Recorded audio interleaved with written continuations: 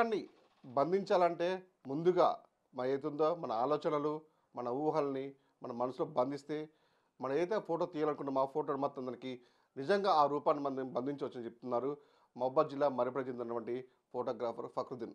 ఆయన బతుకుదెరువు కోసం పెట్టుకున్న ఈ ఫోటోగ్రఫీలో తాను ఎంచుకున్న ఈ ఫోటోగ్రఫీలో ఎంత అంటే సంబంధించినటువంటి చిన్ననాటి నుంచి కూడా తనకి ఫోటోగ్రఫీ మీద ఆసక్తిగా పెంచుకున్న ఉన్నటువంటి ఆయన ఉన్నటువంటి ఆ కృషి పట్టుదల దాన్ని ఇంతతో వదిలిపెట్టకుండా సంబంధించినటువంటి దానికి వెళ్తున్నటువంటి ప్రోగ్రామ్స్కి సంబంధించిన పెళ్ళిళ్ళకి కానీ తర్వాత కార్యక్రమం వెళ్తున్న నేపథ్యంలో కూడా ప్రకృతి రమణీయాన్ని తన ఫోటోగ్రాఫ్లో బంధించడంతో తను అలవాటుగా నేర్చుకున్నాడు. అదే అలవాటుగా చేసుకొని ఇప్పటికి కూడా జాతీయ అంతర్జాతీయ అవార్డు సాధిస్తూ బంగారు పథకం కూడా సాధించాడు. అయితే ముఖ్యంగా ఆయన చెప్తుంది ఏంటంటే నేటి యువత కూడా ఫోటోగ్రాఫ్ అనేది మామూలు విషయం కాదు, సంబంధించినటువంటి సాంకేతిక రంగంలో కూడా తమ జ్ఞాపకాలను నివృత్తి చేసుకొని బదిలంగా మలుచుకొని అవే స్మృతులుగా నిల్చుంటూ సజీవ సాక్ష్యంగా నిలిచిపోతుందని చెప్తున్న ఈ ఫోటోగ్రాఫర్ ఫక్రుద్దీన్. ప్రస్తుతం అంతా మాట్లాడడానికి మరిపడి చెందిన ఫోటోగ్రాఫర్ ఫక్రుద్దీన్ అడిగి వస్తుంది. భయ్యా నమస్తే. ఏంటన్నా అసలు మీ ఏమిటి ఫోటోగ్రఫీలో ఎందుకు వచ్చారు, అసలు ఏం చెప్పబోతున్నాను మీరు? సార్ నేను ముందుగా ఫోటోగ్రఫీలోకి ఫ్యాషన్తో వచ్చాను. అంటే నాకు ప్రకృతి అన్నది బాగా ఇష్టం ఉండేది చిన్నప్పటి నుంచి కూడా. అయితే కొన్ని ఆర్థిక కారణాల వల్ల నేను ముందుగా టైలరింగ్ చేశాను ఒక 10 ఇయర్స్. 10 సంవత్సరాలు దాన్ని జీవనోభృతిగా మార్చుకొని 10 సంవత్సరాలు టైలరింగ్ చేసి అందులో కూడా రాణించాను, షాప్ కూడా పెట్టాను. అయినా సరే నాలో ఉన్న ఈ తపన ఫోటోగ్రఫీ అనేది ఒక చిత్రాన్ని బంధించాలి, దాన్ని అలాగే చూపించాలి, నా కళ్ళతో నేను ఎలా చూస్తానో అలా నలుగురికి చూపించాలనే తపన బాగుండేది. ఆ క్రమంలో నేను మెల్లగా మా మా స్నేహితుడు ఒకరి ద్వారా నేను అతనితో వెళ్ళటం జరిగింది. మెల్లమెల్లగా ఫోటోగ్రఫీ వైపు రావటం జరిగింది. అప్పుడు టైలరింగ్ చేస్తూనే అతనితో వెళ్ళేది. అట్లా ఒక 2 సంవత్సరాల పాటు నేను అతనితో ట్రావెల్ చేశాను పెళ్ళిళ్ళు, ఫంక్షన్లకి. చేసిన తర్వాత నేను మెల్లగా టైలరింగ్ నుంచి ఫోటోగ్రఫీలోకి రావడం జరిగింది. చాలా ఇష్టంతో వచ్చాను. యాక్చువల్గా ముందుగా నేను దాన్ని నా వృత్తిగా స్వీకరించలేదు. ఫోటోగ్రఫీ ఇష్టం బాగా. దాంతో నేను ఫోటోగ్రఫీలోకి వచ్చాను. వచ్చిన తర్వాత అప్పుడప్పుడే బ్లాక్ అండ్ వైట్ నుంచి డిజిటల్లోకి మారుతున్న కాలము. ఆ కాలంలో నేను ఫోటోగ్రఫీలోకి వచ్చి అవుట్డోర్ ఒక్కటే సరిపోదు, స్టూడియో వర్క్ నేర్చుకోవాలి, ఎడిటింగ్ కూడా నేర్చుకోవాలన్న తపనతోని ఆ స్నేహితుని ద్వారా మరిపెడ బంగ్లాలో గంధం రాజు గారని ఫోటో స్టూడియో ఉండేది. నేను ఆయన దగ్గర స్టూడియోలో చేరాను అసిస్టెంట్గా. అసిస్టెంట్గా చేరి ఒక 4 సంవత్సరాల పాటు నేను వర్క్ నేర్చుకోవడం జరిగింది. డిజిటల్ వర్క్ అది నేర్చుకోవడం జరిగింది. అప్పటికి నేను పెళ్ళిళ్ళకి వెళ్ళటము, ఫంక్షన్స్కి వెళ్ళటము అలా మొదలైంది నా ప్రయాణము. దాని తర్వాత కొన్ని సంవత్సరాల తర్వాత ఫోటోగ్రఫీలో మనం ఈవెంట్స్ చేయటం వల్ల డబ్బులు వస్తుంటాయి, మన జీవనోపాధి వెళ్తుంది. కానీ నాకు అది సరిపోలేదు, నాకు అది కాదు నాకు కావాల్సింది. నా లక్ష్యం ఏముండే ఆర్ట్ ఫోటోగ్రఫీ చేయాలని బాగా ఇంట్రెస్ట్ అన్నట్టు. అంటే మనం ఒక దృశ్యాన్ని చూసినప్పుడు దాన్ని మనం చూడటమే కాదు, మనం చూసి దాన్ని ఇంకా నలుగురికి చూపించాలి. అది అలాగే ఇప్పుడు ఎలా ఉంటుందంటే ఒక ఫోటో ఇప్పుడున్న లైటింగ్, ఇప్పుడున్న కండిషను 5 నిమిషాల తర్వాత మారిపోతుంది. అది తర్వాత అంత అందంగా కనపడకపోవచ్చు. ఆ విధంగా నేను ఆర్ట్ ఫోటోగ్రఫీ వైపు రావడం జరిగింది. ఆర్ట్ ఫోటోగ్రఫీలో నేను రావాలని అనుకున్న తర్వాత వర్క్షాప్స్కి వెళ్ళటం మొదలుపెట్టాను. నేషనల్ లెవెల్లో రకరకాలుగా జరిగే వర్క్షాప్స్లలో పాల్గొన్నాను, చాలా వర్క్షాప్స్లలో. అందులో కూడా స్పాట్ కాంపిటీషన్స్లో అవార్డు రావడం జరిగింది. దాని తర్వాత నేషనల్ లెవెల్లో ఎలా పార్టిసిపేట్ చేయాలి అది నాకు అప్పటికే అంతగా తెలిసేది కాదు, ఎవరు చెప్పలేదు. అప్పుడు నాకు పరిచయం అయ్యారు హుస్సేన్ ఖాన్ గారు అని, ఖమ్మం ఆర్ట్ ఫోటోగ్రాఫర్ గారు.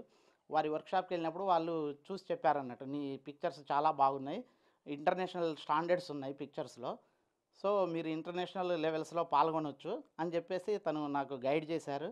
ఎలా వెళ్ళాలి, ఎలా పార్టిసిపేట్ చేయాలి అని గైడ్ చేశారు.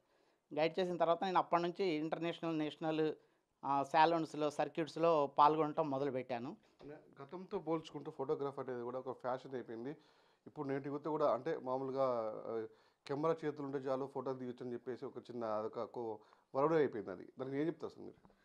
సార్ ఇప్పుడు ఏమైందంటే మేము నేర్చుకున్న జమానాలో మాన్యువల్ కెమెరాస్ ఉండేది సార్. ఆ ఫోకసింగ్ కానివ్వండి, వైట్ బ్యాలెన్స్, ఇవన్నీ మాన్యువల్గా మనం సెట్ చేసుకునేది ఉండే. అంటే అప్పుడు మనం ఆలోచించేది అన్నట్టు కెమెరా పరంగా. ఇప్పుడున్న డిజిటల్ రంగంలో ఏమైందంటే మొబైల్లోకి ఎప్పుడైతే కెమెరా ఎంటర్ అయిందో దాని తర్వాత మొత్తం ఆటోమేటిక్ అయిపోయింది. అది మొత్తం అదే చేస్తుంది, మనం ఏమైనా క్లిక్ చేయటమే మన పని. కానీ అప్పట్లో అలా లేదు సార్. ఏదైనా సరే మనం చేయాలి, మన మన ఆలోచనలకు తగ్గట్టు, మన బ్రెయిన్లో ఏముంది. ఫస్ట్ ఫోటో తీయకముందే మన మెదడులో ఒక చిత్రం ముద్రించబడేది అన్నట్టు అప్పట్లో. అది అయిన తర్వాత మనం దాన్ని క్లిక్ చేసేది. కానీ ఇప్పుడు అలా లేదు సార్. ఒక 20, 30 ఫోటోలు తీయటము, అందులో నుంచి ఒకదాన్ని పిక్ చేసుకోవటము. దానికి ఆర్ట్ ఫోటోగ్రఫీకి చాలా డిఫరెన్స్ ఉంటుంది సార్. ఆర్ట్ ఫోటోగ్రఫీ అనేది ఫస్ట్ మనము ఒక ఆర్ట్‌ని మనం మెదడులో వేసుకోవాలి. మన బ్రెయిన్‌లో మన ఆలోచనలకు తగ్గట్టు లైటింగ్ గానివ్వండి, బ్యాక్‌గ్రౌండ్ గానివ్వండి, లేపోతే వాళ్ళ మూడ్స్ ఏదన్నా ఆహ్, సాంస్కృతిక కార్యక్రమాలు జరిగినప్పుడు వాళ్ళ మూడ్స్ ఏంటి, వాళ్ళ ఫీలింగ్స్ ఏంటి, అవన్నీ గూడా మనం ముందుగా క్యాప్చర్ చేసుకోవాలి మన బ్రెయిన్‌లో. తర్వాత మనము ఫోటోని క్లిక్ జేయాలి. అప్పుడు ఇప్పుడున్న పరిస్థితుల్లో కూడా చాలామంది యువత కానీ ప్రతి ఒక్కరు మన చేతిలో మొబైల్స్ కూడా ఆండ్రాయిడ్ మొబైల్స్ స్మార్ట్ ఫోన్స్ ఉన్నాయి. దాని ద్వారా అంటే ఫోటో తీసుకున్న సందర్భంలో కూడా మీ ఫోటోగ్రఫీకి ఇప్పుడున్న ప్రస్తుతం ఉన్న ఫోటోగ్రఫీ తీస్తున్న వాటికి సంబంధం ఏంటి అసలు?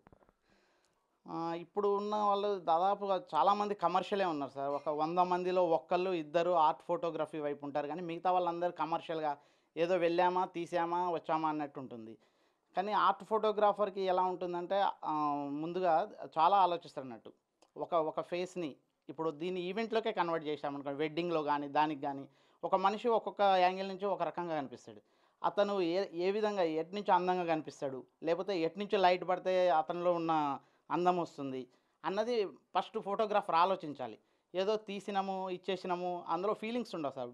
ఫస్ట్ ఎప్పుడైతే ఒక చిత్రంలోకి ఫీలింగ్స్ యాడ్ అయితాయో, అంటే వాళ్ళ యొక్క ఫీలింగ్స్ అంటే అది బాధ గానివ్వండి, సంతోషం గానివ్వండి, ఇవన్నీ ఎప్పుడైతే యాడ్ అయితాయో అప్పుడే ఆ ఫోటో 10 కాలాల పాటు నిలుస్తుంది.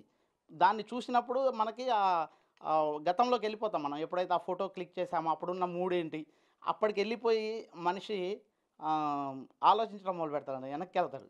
అది చాలా హ్యాపీగా ఉంటది సార్ ఒక్కోసారి పాత ఫోటోలు చూసినప్పుడు. ఫోటోలు అనేటివి కూడా సజీవ రూపాలుగా మనకి గతంలో అంటే ఎప్పుడూ నెమరు వేసుకునే విధంగా గత సాక్ష్యాలుగా ఉంటాయి. అలాంటప్పుడు మీకేమనిపిస్తుంది ఆ ఫోటోలు తీసినప్పుడు కూడా? సార్ నాకు చాలా హ్యాపీగా అనిపిస్తది సార్. అప్పుడు బ్లాక్ అండ్ వైట్‌లో మేము ఫోటో క్లిక్ చేసి దాన్ని డార్క్ రూమ్‌లోకెళ్ళి మనము డెవలప్ చేసి చూసేది. అప్పుడు చాలా బాగుండేది సార్. ఆ ఫోటోస్ చూసినప్పుడు అందులో లైఫ్ ఉంటుంది సార్. ఒక ఫోటోస్‌లో లైఫ్ ఉంటుంది. ఇప్పుడు డిజిటల్ వచ్చాక కొంచెం క్రియేటివిటీ తగ్గిపోయింది. అంటే క్రియేటివిటీ పెరిగింది. ఫోటోస్ తీస్తున్నారు. ఫోటోస్ చాలా అందంగా వస్తున్నాయి. అన్నీ బాగుంటున్నాయి. కానీ అందులో ఫీలింగ్స్‌ని యాడ్ చేయలేకపోతున్నారు. ఇప్పుడున్న జనరేషన్ అనేది. అది ఎప్పుడైతే యాడ్ అయితదో ఫోటో చాలా కాలాల పాటు అతని ఎవరైతే మనం ఈవెంట్ ఇస్తున్నామో వాళ్ళ మదిలో గూడా అది నిలిచిపోతది సార్. మీరు ఎప్పుడెప్పుడు అంటే పథకాలు సాధించి చెప్తున్నారు. ఎక్కడికెళ్లారు? ఏ పథకం సాధించారు? మీ అసలు గోల్ ఏంటి అసలు? మీరు యువతకు చెప్పే స్ఫూర్తి ఏంటి అసలు? సార్ నేను ఆర్ట్ ఫోటోగ్రఫీలోకొచ్చిన తర్వాత ఫస్ట్ మామూలుగా ఆర్ట్ ఫోటోగ్రఫీ ప్రకృతిని చూసి నేను ఇన్‌స్పైర్ అయ్యాను. తర్వాత తీయటం మొదలుపెట్టాను. తర్వాత నాకు తెలిసింది సార్ మన ఇండియాలో ఉన్న కల్చర్స్ చాలా రకాల కల్చర్స్ ఉంటాయి సార్. నాకు తెలిసి వేరే ఏ దేశంలో ఉండవు మన దగ్గర ఉన్న కల్చర్స్. సో, ఈ కల్చర్స్ మీద నేను బాగా ఆకర్షితుడై ఫెస్టివల్స్ చూడండి. ఫెస్టివల్స్ ఒక్కొక్క చోట ఒక్కొక్క రకంగా జరుగుతుంటది. మన సౌత్ ఇండియాలో మేము మొన్న కులశేఖరపట్నం అని ఎళ్ళాము తమిళనాడులో. అక్కడ ఫెస్టివల్ డిఫరెంట్‌గా ఉంటది సార్ దసరా. వాళ్ళ మొక్కులు చెల్లించుకునే విధానం, అక్కడ పీపుల్ ఎలా నమ్ముతారు అక్కడ దేవతని, ఆ మొక్కులు ఎలా చెల్లిస్తారు, అలాంటి వాటిని వెళ్ళి ఫోటోస్ తీయడం చాలా హ్యాపీగా అనిపించింది. అలాగే మన కేరళ చాలా అందమైన రాష్ట్రం కేరళ. అక్కడ కొన్ని కళలు కథాకళి గానివ్వండి, తయ్యం గానివ్వండి, కలియరి పట్టు అని ఇట్లాంటి వాటిని పోయి క్లిక్ చేశాను సార్ నేను. అలాగే మన దగ్గర మన స్టేట్‌లో వచ్చేసి బతుకమ్మ ఒకటి ఫేమస్ మనకు తెలుసు. అలాగే కొమరవెల్లి శివసత్తులు, బోనాలు, హైదరాబాద్ బోనాలు చాలా డిఫరెంట్ కల్చర్స్ సాంప్రదాయాలుంటాయి సార్. వాటన్నిటిని తీస్తుంటే నాకు చాలా హ్యాపీగా ఉంటది. ఫోటోగ్రఫీలో మీకు స్ఫూర్తి ఎవరుగా ఉన్నారు? మీకు కింద ఉన్నటువంటి ఇప్పుడు వచ్చిన యువతకి మీరేం చెప్పబోతున్నారు? సార్ ఫోటోగ్రఫీలో స్ఫూర్తి చాలామంది ఉన్నారు సార్ మన దగ్గర ఆర్ట్ ఫోటోగ్రాఫర్లు. ఎస్పెషల్లీ మన తెలుగు రాష్ట్రాల్లో ఆర్ట్ ఫోటోగ్రఫీలో ఉన్న సీనియర్స్ చాలామంది ఉన్నారు సార్. నేను వాళ్ళని చూసి చాలా ఇన్‌స్పైర్ అయ్యాను. ముందుగా నేను కమర్షియల్‌గా వచ్చినా గూడా తర్వాత ఆర్ట్ ఫోటోగ్రఫీ వైపు అడుగులు వేయటానికి అందులో చాలామంది నాకు కారణము. ఒకళ్ళని చెప్పలేను. వాళ్ళు తీసే చిత్రాలు, వాళ్ళ ఫోటోలు చూసి నేను చాలా ఇన్‌స్పైర్ అయ్యాను. అసలు వీళ్ళెక్కడుంటరు ఒకప్పుడు మన అరకు గిరిజన శైలి మీద ఫోటోస్ చూస్తే నేను చాలా ఇన్‌స్పైర్ అయ్యాను. ఎక్కడ ఉంటాయి వీళ్ళెక్కడుంటరు? ఇట్లాంటి సాంప్రదాయాలు ఉన్నవాళ్ళు మన స్టేట్‌లో ఉన్నారా? అని అది తెలుసుకోవటం మొదలుపెట్టి, ట్రావెల్ చేయటం నేను మొదలుపెట్టాను. 2016 నుంచి నేను ఆర్ట్ ఫోటోగ్రఫీలో ట్రావెల్ చేయటం మొదలుపెట్టాను. మొదలుపెట్టిన తర్వాత చాలా విషయాలున్నాయి సార్. ఇప్పుడు నేను చూసింది నాకు తెలిసి ఒక 10 ఎన్‌పీ 10 పైసల మందం చూశాను. ఇంకా చాలా కల్చర్స్ ఉన్నాయి. చాలా ఉన్నాయి. వాటన్నిటి మీద గూడా ముందు ఫోటోగ్రఫీ చేసి, డాక్యుమెంట్ జేసి, నా దగ్గర వాటికి సంబంధించిన చిత్రాలు నేను భద్రపరచుకోవాలనేది నా కోరిక సార్. అలాగే ఇప్పుడు నేను ఇంటర్నేషనల్‌లో పార్టిసిపేట్ చేస్తున్నాను.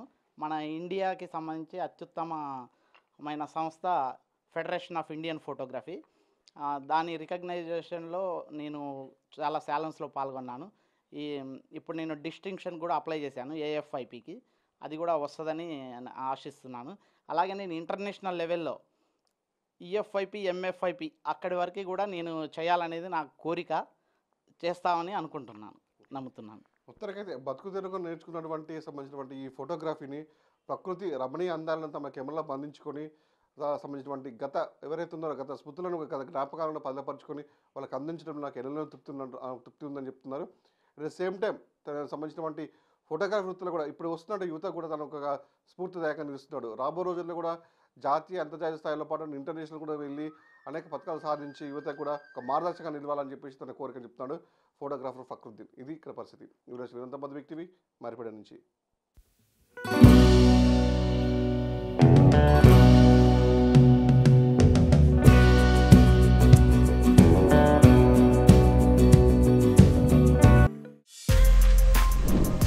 For more videos like this, subscribe Big TV channel.